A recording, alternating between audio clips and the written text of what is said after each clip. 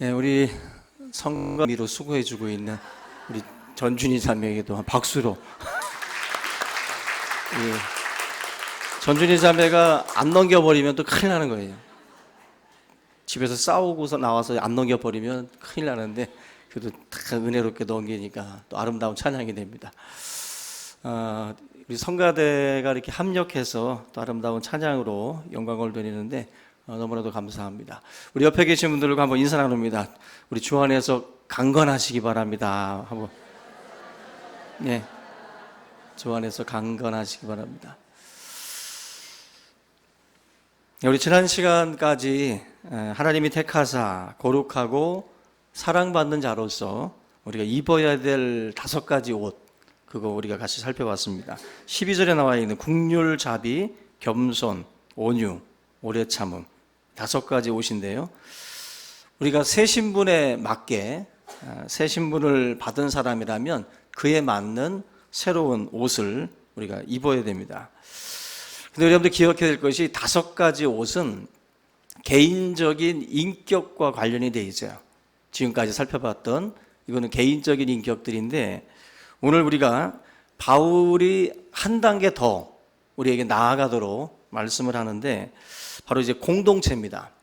개인적으로 우리가 입어야 될 옷이 있고 또 공동체라고 하는 생활을 할 때, 특별히 교회 공동체 안에서 우리가 생활을 할 때 새로운 신분을 얻고 새로운 공동체의 일원으로 우리가 교회 안에서 새로운 삶, 어떤 우리가 라이프 스타일인데 교회 안에서 믿음의 삶을 살아갈 때 필요한 그러한 부분들, 오늘 이제 우리가 살펴볼 내용들은 바로 상호간에 이루어져야 할 그런 내용들입니다. 개인적인 어떤 인격 속에서만 이루어지는 게 아니라 상호간에 이루어져야 될 그런 내용들인데요. 그런 점에서 우리 공동체에게 주어진 상호명령 첫 번째가 뭐냐면은 용납하라는 것입니다. 그러면 마음에 안 드는 사람들을 우리가 용납하기 위해서 우리에게 필요한 지혜가 뭐냐는 거죠. 마음에 안 드는 사람들이 있죠. 그죠? 교회 생활을 하면서 다 마음에 들 수는 없습니다. 그리고 교회 안에서 성도들 간에도 마음에 안 드는 분들이 당연히 있을 수밖에 없어요. 그래서 이 문제를 우리가 해결해야 되는데 오늘 13절에 보면은 누가 누구에게 불만이 있거든 서로 용납하여 피차 용서하되. 우리가 교회라고 하는 이 공동체 안에서 용납을 해야 되는데 용납을 위해서 필요한 것 첫 번째는 우리가 잘 알고 있는 다름을 서로 간에 인정할 줄 알아야 돼요. 하나님께서 인간을 또 세상 만물을 창조하실 때에 통조림 찍어내듯이 그렇게 찍지 않습니다. 그죠? 우리 이 안에 있는 우리 성도님들 한 분 한 분도 다 고유한 그러한 모습들을 가지고 있어요. 성격도 그렇고 외모도 그렇고 취향도 그렇고 다 다릅니다. 어쩌면 그렇게 아마 인류가 시작되고 지금까지 아마 수십억의 사람들이 이 지구에 왔다 갔지만 한 사람도 똑같은 사람이 없었을 거예요. 하나님께서 그렇게 다양하게, 왜 이렇게 하나님 뭘 만들어도 참 피곤하게 만들었을까? 그냥 뭐 일정하게 만들어도 됐을 법도 한데 하나님은 모든 사람들을 다 다르게 만드셨습니다. 그래서 서로 다른 존재고 또 이 우주 안에서도 정말 유일무이한 그러한 존재가 우리들입니다. 그래서 다르다라고 하는 것은 이제 개성이기도 하고 나 자신을 가치 있게 만드는 어떤 의미이기도 해요. 만약에 똑같다면 여러분들 똑같은 게 많으면 가치가 없어지잖아요. 보석이 귀한 게 뭡니까? 희귀하기 때문에 귀한 거죠. 우리들의 삶도 하나님께서 각자에 대한 어떤 분명한 가치가 있는 거예요. 내 자신이 이 땅에 번뇌어질 때는 우연히 온 게 아니라 우리는 진화론자가 아닙니다. 진화론자들은 우연히 만들어진 거예요. 우리가 어쩌다가 우연히 이 모든 생물들이 만들어진 겁니다. 그러나 우리에게는 목적이 있어요. 하나님께서 분명히 저나 여러분들을 향한 목적을 갖고 이 땅에 보내어 주셨다는 것입니다. 그래서 우리 교회 공동체 안에서 보면은 다 다른데 예수님의 12제자들을 여러분이 참 보시면 베드로와 야고보와 요한이 어부죠. 근데 이 세 명의 또 똑같은 공동점은 다혈질이에요. 다. 베드로는 뭐 알고 있는 바처럼 다혈질이었고 성격이 급했습니다. 야고보와 요한은 보아너게 우레의 아들이라는 별칭들이 있었어요. 그러니까 굉장히 소란스럽고 이 사람들도 다혈질이에요. 야고보와 요한은 그리고 베드로는 혈기가 많은 사람들이고 급한 사람들이에요. 근데 도마라든지 가룟 유다 이런 사람들은 또 섬세하고 또 계산적이고 그런 분들입니다. 약간 예수님의 구성원들을 보시면 다르기도 하고 섞이기도 어려워요. 특별히 세리 마태가 있습니다. 세관원에 그 세리가 있어요. 예수님의 제자 중에. 근데 세리는 매국노였고 예수님의 12제자 중에 셀로딘 시몬이라는 사람이죠. 이 셀로딘이라는 것은 열심당원입니다. 독립투사예요. 독립투사. 로마의 압제 속에 있었던 이스라엘 백성들 사이에 그 독립군 역할을 했던 이 가슴에 품에 단검을 가지고 있다가 이렇게 한마디로 이제 이런 매국노들을 처단하는 그 셀로딘이에요. 예수님의 12제자 구성원을 보면 극과 극인 사람들이 섞여 있어요. 어떻게 세리와 어떻게 셀로딘이 같이 있을 수가 있습니까? 못 섞여요. 그래서 예수님의 12제자의 구성원 속에 이들이 들어가 있다라는 것입니다. 그럼 예수님께서 이것을 일부러 이렇게 섞었을까요? 이 사람들을 일부러 섞었을까요? 저는 그렇게 보지 않습니다. 일부러 섞은 게 아니라 원래 인간이 그래요. 모아놓으면 다 그래요. 모아놓으면 다 다르지 일부러 그렇게 섞고 싶어서 섞은 게 아니라 우리 교회 안에서도 마찬가지 아니겠어요? 일부러 하나님이 서로 다르게 섞은 게 아니라 서로를 보게 되면 다 다르잖아요. 같을 수가 없어요. 그래서 우리가 모든 인생을 하나님께서는 그러한 어떤 그 깨달음을 주시기 위해서 12제자라고 하는 이 구성원을 통해서 우리 인간이 얼마나 다르고 얼마나 섞이기 어려운 존재들이 모여 있는가 하는 것을 우리가 깨닫기를 하나님께서는 원하신다라고 생각이 됩니다. 여기 13절에 나와 있는 누가 누구에게 불만이 있거든. 이거 김 집사님, 이 집사님한테 불만이 있죠. 박 집사님, 정 집사님한테 불만이 있고. 그죠? 뭐 안무개가 누구에게 불만이 있고. 이거 교회 공동체 안에서 항상 듣는 소리입니다. 제가 얼마나 많은 소리를 듣겠어요. 이 사람이 저 말해주고 저 사람이 저 말해주고 수많은 사람들에 대한 불만의 소리들을 제가 듣습니다. 근데 그 누구 한 사람의 소리가 아니라 대부분의 사람들이 다 불만이 있어요. 사람에 대해서, 목회자에 대해서도 마찬가지고 또 중직자들에 대해서도 마찬가지고 성도들끼리도 서로 불만들이 다 있습니다. 13절 말씀이 누가 누구에게 불만이 있거든. 이건 당연한 소리예요. 당연히 사람과 사람이 만나는 그 공간 속에는 이런 다툼과 불만들이 있기 마련입니다. 우리가 다 내 맘 같지 않다 그러잖아요. 짜장 좋아하는 사람이 있고 죽어도 짬뽕인 사람이 있어요. 무조건 여름이면 바다고 어떤 사람은 무조건 계곡이에요. 사람들마다 다 다른 방향으로 다 이렇게 흩어집니다. 모두가 다 해운대로 가면 큰일 나게. 그죠? 다 그래도 취향이 다르니까 전국 8도로다가 흩어지는 거죠. 이 다름이라고 하는 것 자체가 얼마나 우리들에게는 많은지 몰라요. 좋아하는 색상, 좋아하는 가수, 그죠? 좋아하는 또 취향들이 너무 다릅니다. 어떤 분은 막 고음 내지르는 김경호나 하연 이런 가수들을 좋아하고, 어떤 분들은 막 윤종신, 그죠? 성시경 이런 발라드 잔잔하게 부르는 거, 저 소리나 빽빽 지르는 게 저게 가수냐고. 오히려 감성을 건드리는 사람들이 가수다. 사람들마다 자기가 생각하는 진짜 가수가 다 달라요. 다 다릅니다. 우리는 그런데 그런 것들을 고집을 피웁니다. 여러분 정우성애가 잘생겼어요? 못생겼어요?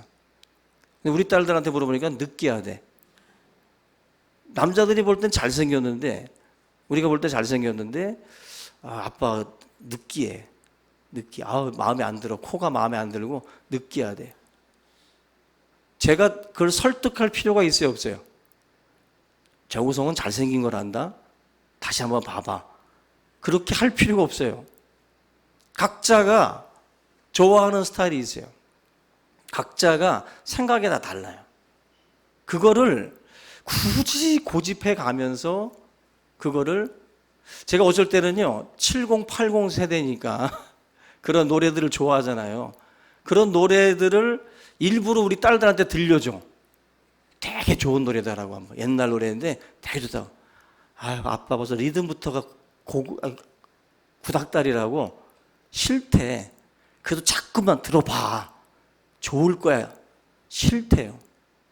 지금의 아이들이 들을 때는 그 당시 때 아무리 히트를 치고 좋았던 음악들도 별로 그렇게 와닿지가 않습니다. 결국 사람들은요 좋아하는 것과 싫어하는 것이 다 달라요. 개, 고양이 좋아하는 분, 싫어하는 분 다 달라지고 이제 나누어지잖아요. 그래서 그 법륜 스님 있잖아요. 법륜 스님의 그 글들 중에도 보면은 그러한 그 이야기들이 많이 나옵니다. 그런 어떤 그 충돌을 일으키는 그런 그 대상들에 대한 그런 그 해법들을 제시를 해주는데 어떻게 보면은 그분의 말씀들을 듣다 보면 맞는 말들이 많아요. 맞는 말들이. 한마디로 우리가 일반적인 어떤 그 상식과 또 어떤 윤리와 도덕 뭐 이런 차원에서 접근을 할 때 그분들의 지혜가 결코 틀리지 않는 경우들이 많이 있습니다. 예를 들어서 그런 말씀을 해요. 사사건건 시비가 붙고 사사건건 부딪히는 그런 그 사람들이 있습니다. 여러분 뭐 학교 주변을 가도 학교를 가도 미치도록 싫은 사람이 있고 또 군대를 가도 미치도록 싫은 사람이 있고 또 직장을 가도 그런 사람들을 또 만나요. 희한하게도 저나 여러분들이 속한 그룹 속에는 한 사람 이상씩 꼭 그런 사람들이 꼭 들어가 있습니다. 나랑 맞지 않고 나와 충돌을 일으킬 만한 그러한 성격의 사람들이 꼭 그 안에 있어요. 오늘 이 제목처럼 저와 여러분들 누가 누구에게 불만이 있거든. 내가 속한 그룹 속에 나를 향한 불만이 있는 사람이 있을 수도 있고 또 내가 누군가에 대해서 불만이 있을 수도 있는데 이럴 때에 저와 여러분들이 해야 될 어떤 그런 그 지혜, 용납할 수 있는 그러한 어떤 그 지혜가 필요한데 이런 생각을 해보세요. 미워하는 사람이 있을 때 저나 여러분들에게 주어지는 그 선택지는 두 개라는 거죠. 두 개. 뭡니까? 계속 미워하든지 아니면은 다른 방법으로 이 문제들을 푸는 것입니다. 예를 들어서 우리가 이 공간 안에 있는 누군가를 미워하고 마음에 들지 않을 때 여러분들이 그 사람을 계속해서 미워하고 그냥 꾸준하게 미워하고 주님 오실 때까지 그냥 미워하시면 누가 힘들어집니까? 내 자신이 힘들어져요. 스트레스 받는 사람은 그놈이 아니라 나예요. 내가 스트레스 받아서 원형 탈모가 내가 오지 그놈이 오지 않아요. 그래서 여러분들 우리가 누군가를 마음에 들어 하지 않을 때 그 사람을 계속해서 미워하게 되면 내 자신에게 커다란 해가 올 수밖에 없고 또 어떤 면에서 내 자신에게도 어떠한 변화도 일어나지 않고 그대로 가야 되는 거예요. 또 한 가지 지혜는 우리 선조들의 지혜인데 미운 놈 떡 하나 준다라는 거죠. 우리 선조들이 수천 년 전에도 누군가를 미워했고 누군가를 싫어했는데 그 문제를 풀 수 있는 방법이 뭐였냐면은 미운 놈 떡 하나 더 준다는 거죠. 근데 이 미운 놈 떡 하나 더 준다는 게 얼마나 어려운 겁니까? 미운 놈은 덜 주고 싶죠. 그죠? 오히려 뺏고 싶은 게 우리들의 마음인데, 미운 놈한테 떡을 하나 더 주라고 하는 지혜를 사실 우리에게도 가르쳐 줬어요. 우리가 신앙생활을 하면서 저와 여러분들이 이 미운 놈 떡 하나 더 준다. 박경림 씨라고 아시죠? 개그맨, 그 목신 개그맨. 그 박경림 씨가 그런 이야기를 많이 듣습니다. 마당발이라는 말. 이 박경림 씨는 마당발로 소문나 있어요. 굉장히 많은 사람들과 인맥이 닿는 사람입니다. 어떤 분이 이 박경림 씨에게 질문을 했어요. 당신은 어떻게 해서 이렇게 많은 인맥을 갖고 이렇게 많은 사람들하고 가깝게 친하게 지낼 수 있습니까? 그때 이 박경림 씨가 했던 대답이 있습니다. 저는 싫어하는 사람에게 더 잘해줍니다. 속담대로 한다는 거예요. 미운 놈이 있을 때 나는 떡 하나 더 준다는 거예요.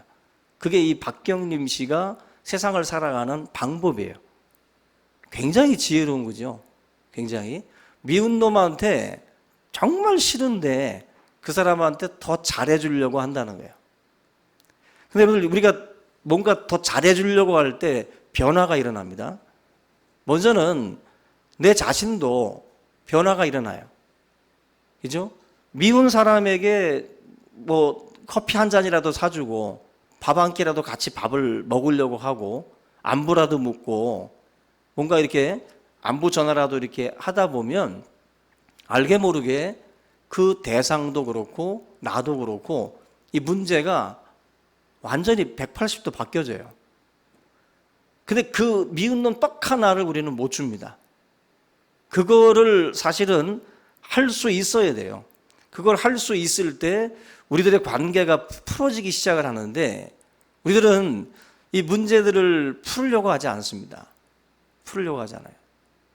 미운 놈에게 떡 하나 더 주는 것 자체가 굉장히 불편한 거예요. 싫은 겁니다.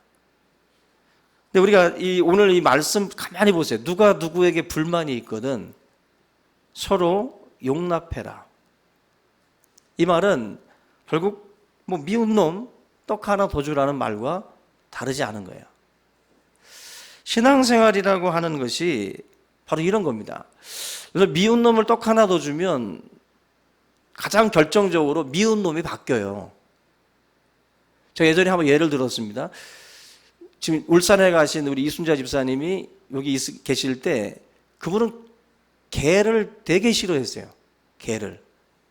그런데 유기견 하나를 어떻게 길을 가다가 어떻게 발견을 하고 그냥 불쌍해서 한번 집으로 들였는데 그 유기견을 그냥 키우다 보니까 먹이를 주고 그렇게 가깝게 지내다 보니까 이게 정이 든 거예요. 그렇게 개를 싫어하던 사람이 그 개를 그냥 품고 댕겨. 여러분, 우리가 누군가에게 자꾸 주고 안부를 묻고 하다 보면 나도 그렇고 상대방도 그렇고 이 관계가 달라집니다. 달라져요.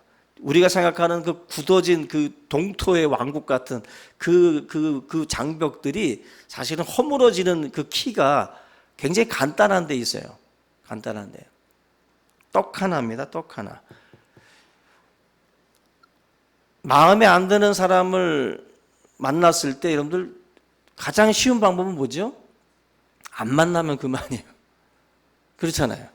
안 만나고 그 사람하고 아예 섞이지 않으면 돼. 그 그룹에 나와버리면 돼요. 만약에 무슨 동호회 들어갔다가 마음에 안 드는 사람이 있으면 나오면 돼요. 근데 세상의 문제가 그렇게 간단하게 그냥 쉽게 뺄 수 있는 차원이라면 고민이라는 게 없어요. 근데 우리가 왜 고민을 하냐면 그러한 사람들을 만났을 때 내가 쉽게 베어낼 수 있는 그러한 관계나 그러한 상황이 아니기 때문에 힘든 거예요. 그죠? 교회 생활도 그렇고 직장 생활도 그렇고 또 우리들의 또 이런 가정 생활, 시댁과 친정의 관계라든 이런 것도 잘라버릴 수가 없잖아요. 쉽게 베버리고 그냥 딱 안 만날 수 있는 그러한 관계가 아닙니다. 직장 상사를 예를 들어도 직장 상사를 그냥 꼴보기 싫다고 해가지고 안 만날 수 없잖아요. 왜? 돈이 걸려 있잖아요. 내 생계가 걸려 있고, 그죠? 이 관계를 그냥 단칼로 잘라버리면 편하지만 마음은 편한데 이제 생계가 힘들어지는 거예요. 그래서 우리가 이 직장 속에서 부딪히는 사람들을 만났을 때 그것 때문에 굉장히 힘들어하는 분들 많습니다. 굉장히 상담도 많이 하고 굉장히 그 고통에 대해서 이야기들을 많이 해요. 직장만 그러지 않잖아요. 학교에서도 그렇고 또 시댁 관련해서 친정과 관련해서 다 이 사돈지간에도 문제가 있고 이게 쉽게 베버릴 수 있는 관계가 아니다 보니까 그 속에서 힘들어하는 분들이 굉장히 많이 있습니다. 아마 우리 교회 모든 성도님들 지금 앉아 계신 모든 분들도 이런 문제로 인해서 굉장히 힘들어하는 분들을 제가 많이 봤습니다. 근데 이 문제를 해결할 수 있는 방법은 다른 게 없지요. 어찌 보면은 지혜인데 제가 한 가지 지혜를 말씀을 드리면, 여러분들 그 알밤을 우리가 취하기 위해서는 밤송이 그 가시를 벗겨내잖아요. 그 생선을 먹기 위해서는 가시를 발라내야 되고, 그죠? 장미꽃을 또 우리가 선물로 주기 위해서는 그 가시를 또 조심해야 됩니다. 그러니까 뭐든지 내가 원하는 것이 장미꽃이고, 내가 원하는 것이 생선살이고, 내가 원하는 것이 알밤인데 꼭 그 주변에 뭐가 있냐면은 가시가 있어요.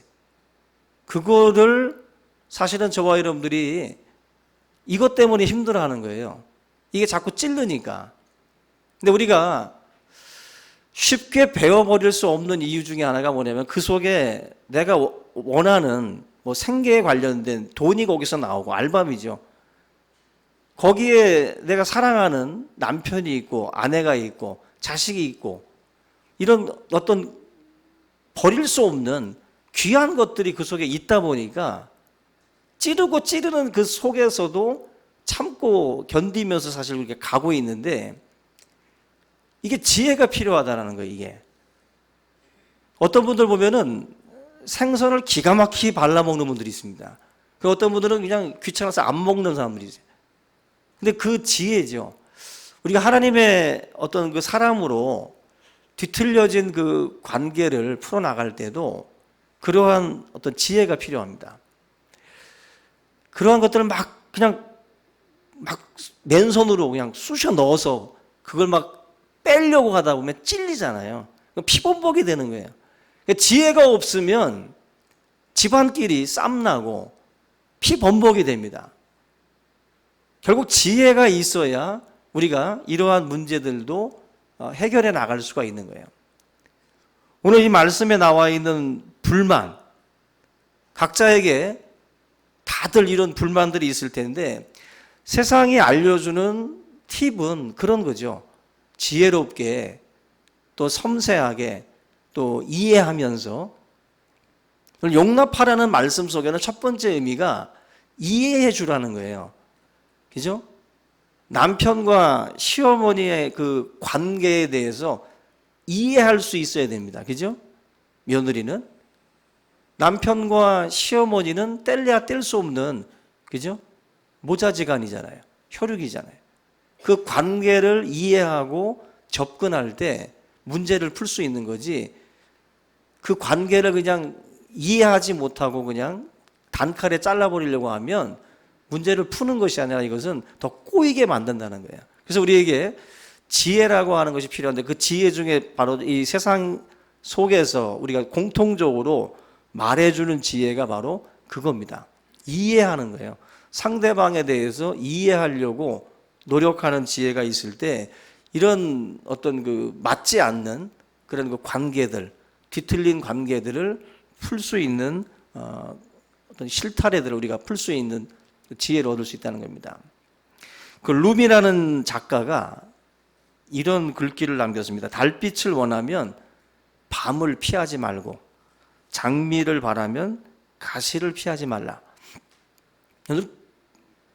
우리가 원하는 것들은 달빛이고 장미인데 밤이 무섭고, 그죠? 가시가 무서워서 그러한 것들을 또 원치 않는다라고 이렇게 그걸 외면할 수도 없잖아요. 그거를 우리가 소중하기 때문에 그건 지켜야 되겠는데, 그건 가지고 있어야 되겠는데, 나를 찌르는 것들, 나를 두렵게 하는 것들이 자꾸 있다 보니까 이것에 대해서 굉장한 그 갈등 속에 많은 분들이 있습니다. 하나님이 우리에게 주시는 지혜는 이해와 노력이에요. 그냥 제가 지난 주일 오후 시간에 그런 말씀을 드렸어요. 수고하고 무거운 짐진 자들아 다 내게로 오라. 내가 너희를 쉬게 하리라. 거기서 수고는 바로 우리가 마땅히 해야 할 일이라고 그랬어요. 모든 사람들은 마땅히 해야 될 일에 대해서는 그냥 감당합니다. 직장에 가서도 내가 마땅히 해야 될 일인 줄 알고 갔던 일들은 그냥 감당해요. 그런데 무거운 짐은 뭐냐면 내가 예상하지 못했던 일을 말해요. 내가 마땅히 해야 될 일이 아니라 안 해도 될 일이 갑자기 나에게 들이닥칩니다. 결혼할 때 수고에 대해서는 생각해요. 남편을 위해서 밥 져주고 아이들 또 우리 사랑으로 돌보고 이 정도는 생각을 하는데 무거운 짐에 대한 예측은 잘 안 합니다. 쌀쌀맞은 시누이, 시어머니의 그런 참견, 여러 가지 생각지도 못했던 무거운 짐에 대해서는 사람들이 생각을 못해요. 근데 그러한 것들이 막 우리를 막 누르기 시작을 하면 거기서 많은 분들이 그냥 번아웃 돼버리는 거예요. 근데 중요한 건 지난 주일 말씀드린 것처럼 수고하고 무거운 짐을 졌을 때 해결 방법은 내게로 오라. 예수 그리스도 앞으로 그 무거운 짐을 들고 가서 하나님 앞에 아뢰는 거예요. 아뢰는 거예요. 오늘 말씀으로 따지면 결국 우리가 불만이 터져 나오는 이 어떤 그 상황들이 어디서 나오냐면은 무거운 짐에서 나와요. 무거운 짐. 내가 예상하지 못했던 그런 변수들이 자꾸 집에서 터지고 직장에서 터지니까 거기서 많은 분들이 사실은 힘들어합니다. 우리가 오늘 이 말씀에서 제가 드리는 어떤 세상적으로 볼 때 기본적인 팁이 바로 이해예요. 이해하고 노력하는 어떤 그 모습들, 그러한 수고 없이 여러분들이 그 문제를 풀려고 하면 안 풀립니다. 기본적으로는 우리가 용납할 수 있는 그런 이해할 수 있는 노력들을 먼저 가지시길 바라요. 지금 누군가와의 관계가 뒤틀려 있다면 상대방에 대한 이해에 대한 어떤 그 노력들을 우리가 각자가 취해서 먼저 거기서부터 여러분들이 문제를 풀어갈 수 있기를 바랍니다. 그 독일에서 그 유학을 하고 있었던 젊은 한국인 부부가 있었는데 그 5살 된 그 아이를 이제 독일 어린이들이 다니는 유치원에다가 이렇게 보냈습니다. 그런데 이 어린 아이가 유치원에 갔다 오더니 그 엄마 아빠 앞에서 제일 처음 배운 그 말을 하는데 뭐라고 하냐면은 디시게트라고 하는 말을 하더래요. 디시게트. 이게 뭐냐면은 넌 빠져라는 뜻이랍니다. 넌 빠져. 근데 이 아이가 독일 유치원 갔다가 친구들이 자꾸 디시게트 이 자꾸 하니까 이걸 따라한 거예요. 엄마 아빠가 들을 때는 내 자식이 지금 독일 유치원에서 왕따 당하고 있구나. 넌 빠져. 그래서 당장에 이 자식을 그 유치원에서 빼내왔다요. 그리고 집에서 이제 양육을 하는 가운데에 이 부부가 그 독일인 교회를 갔다 합니다. 독일인 교회를 갔는데 이 아이도 그 아기들이 있는 이런 유치부 모임에 이제 갔겠죠. 근데 거기에 갔다가 와서 이번에는 이 아이가 배워온 말을 또 하는데 뭐라고 그러냐면은 캄 히레인트라는 말을 하더랍니다. 캄 히레인트. 이게 뭔 뜻이냐면은 이리 와. 캄 히레인트. 이리 와. 이리 와. 독일 교회를 갔을 때는 거기서는 그 이방인인 그 아이에게 그 독일 아이들이 또 선생님들이 이리 와, 이리 와 계속 부른 거죠. 그러니까 거기서 아이가 그 단어를 배웠던 겁니다. 교회 공동체의 어떤 그 중요한 특징이에요. 교회 공동체가 누군가를 배척하고 넌 빠져, 넌 저리 가. 이거는 하나님께서 기뻐하는 교회의 모습이 아닙니다. 이리 와, 이리 와. 함께 하자라고 하는 그러한 어떤 그 배척의 어떤 문화가 아니라 수용의 문화가 교회에 있어야 돼요. 용납의 문화가 있어야 돼요. 그것이 하나님께서 오늘 이 본문의 말씀에서 우리에게 주시는 교훈입니다. 교회는 오케스트라예요. 그냥 다른 저 사람이 왜 와 있지? 저 사람은 왜 우리 교회에 있지? 의문을 품지만 하나님은 다 뜻이 있어서 그분들을 부른 것이고 그분들을 통해서 우리 충신교회를 통해 어떤 소리를 내기를 원하시는 거예요. 우리가 각자가 섣불리 판단을 하고 우리가 서로에 대해서 우리가 그렇게 속단하거나 정죄해서는 안 된다는 것입니다. 우리 오늘 이 말씀들을 통해서 교회는 좀 달라도 그 속에서 하나님이 합력해서 선을 이루셔요. 좀 울긋불긋한 단풍 든 산이 멋있잖아요. 교회도 그냥 좀 달라도 그런 사람들이 섞여 있어야 멋있습니다. 재미도 있고. 너무 딱 진지한 부분들만 있으면 제가 힘들어요. 숨도 못 쉬어. 또 재미난 분들도 계셔야 되고 서로 좀 다름이 섞여 있어야 돼요. 이게 지금 기본적으로 우리가 이런 사람들을 만났을 때 갖춰야 될 자세입니다. 마지막 결론으로 여러분들 이 용납하라고 하는 이 메시지를 우리가 받을 때 어떻게 받으셔야 되냐면은 두 번째는 사도 바울은 자기가 용납함을 경험한 사람이에요. 바울이 예수 믿는 사람들을 죽이고 핍박하고 오게 가둘 때 모든 예루살렘 교회 안에 있었던 12제자들은 사도 바울을 어떻게 생각했겠어요? 우리 기독교의 적이고 정말 아주 사탄 마귀처럼 봤을 겁니다. 근데 그 바울이 갑자기 변화돼 가지고 예루살렘 교회에 온 겁니다. 나 예수 믿는다고, 나 주님의 제자가 되겠다고 온 거예요. 누가 그를 용납할 수 있겠어요? 두려운데, 무서운데, 또 믿을 수가 없잖아요. 그런데 그때 사도 바울을 용납한 사람이 있어요. 그게 바로 바나바입니다. 따라서 하세요. 바나바예요. 바나바라고 하는 사람은 그 사도 바울을 받아들였어요. 용납했고 중재 역할을 했어요. 12제자들한테 가가지고 사도 바울에 대해서 중재해 주면서 이 바울을 받아달라고 청구했습니다. 결국 예루살렘 교회의 제자들이 사도 바울을 품었어요. 그 용납함의 그 은혜, 그 용납함의 그 사건을 통해서 사실은 이 사울이 바울 된 거예요. 사울이. 그 기회가 만약에 없었다면 사울은 바울 될 수 없었어요. 그런데 그 사람을 용납하고 그 사람을 받아들일 때 바로 사울이 바울 되는 놀라운 역사들이 일어나게 됐던 것입니다.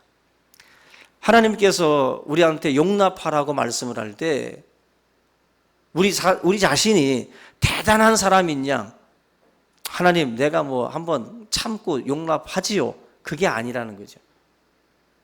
너가 바로 하나님으로부터 용납받은 존재라는 것이. 우리가 바로 하나님께 용납받은 존재예요. 무가치하고 죄 많은 인생인데 하나님이 버리지 않고 우리를 받아주셨다는 거예요. 용납하셨다는 거예요. 바울이 그 은혜를 뼈저리게 느끼는 거예요. 그 은혜를. 그러다 보니까는 바나바에게 이 은혜를 또 받고 나서 바울이 그렇게 놀라운 하나님의 빚진 자로서의 심령으로 살아갔고, 또 오늘 이 골로새서의 말씀처럼 누가 누구에게 불만이 있거든 서로 용납하라. 내가 용납받았기 때문에 바울은 이 말을 할 수가 있어요. 여러분들, 우리 교회 공동체가 어떠한 모습으로 나가야 되는 것이 정답일까? 그거는 유치원만 나와도 다 알아요. 그죠? 오늘 이 말씀의 내용도 우리가 당연히 다 아는 겁니다. 근데 이것이 정말 내 몸에 이제 체화되어야 되는데 이게 힘들어요. 힘들어. 오늘 저와 여러분들이 우리 교회 공동체가 피차 감당해야 될 의무가 바로 용납이라는 거 기억을 하시고, 정말 이웃과 성도들을 향해서 먼저 이해하고 용납하는 그런 우리 모두가 될 수 있기를 주님의 이름으로 축원합니다. 우리 말씀을 같이 한번 붙들고 통성으로 기도하겠습니다. 살아계신 하나님 아버지, 감사합니다. 죄 많고 허물 많은 우리를 사랑하시고 용서하시고 우리의 죄를 통해서 서가 먼 것 같이 하나님 아버지 용서하신 아버지 하나님, 참으로 우리에게 베푸신 그 하나님의 은혜를 기억하며 우리가 서로를 이해하고 또 아버지 하나님이여 품을 수 있는, 용서할 수 있는 그러한 아버지 하나님이여 마음들을 허락하여 주시옵소서. 이해하길 원합니다. 먼저 하나님 아버지, 주님께서 주시는 말씀을 통해서 우리가 불만이 있을 때에도 서로 용납하라고 말씀하시는 그 주님의 말씀을 기억하고, 우리가 하나님 아버지 직장에서나 또 교회에서나 또 가정에서나 하나님 아버지 서로를 이해하고 또 아버지 품고 나아갈 수 있는 그러한 우리의 모습들을 허락하여 주시옵소서. 살아계신 주님, 참으로 주님은 우리를 용서하셨고 또 우리를 용납하여 주셨고 또 우리를 사랑하여 주셨고 또 우리에게 또다시 기회를 또한 주신 줄로 믿습니다. 하나님, 우리에게 부여된 그 의무들을 또한 아버지 하나님 우리가 잘 감당할 수 있게 하여 주시고, 서로 간의 용납함으로 또 다른 기회를 통하여 사울을 바울되게 하고, 참으로 하나님 아버지 하나님의 이 교회 공동체가 더욱더 사랑으로 하나가 되어질 수 있도록 주님 인도하여 주시옵소서. 주께 받은 바 그 은혜와 그 사랑을 또 빚진 자의 심정으로 또 생각하며 서로를 용납할 수 있는 믿음의 종들 되게 하여 주옵소서. 감사합니다.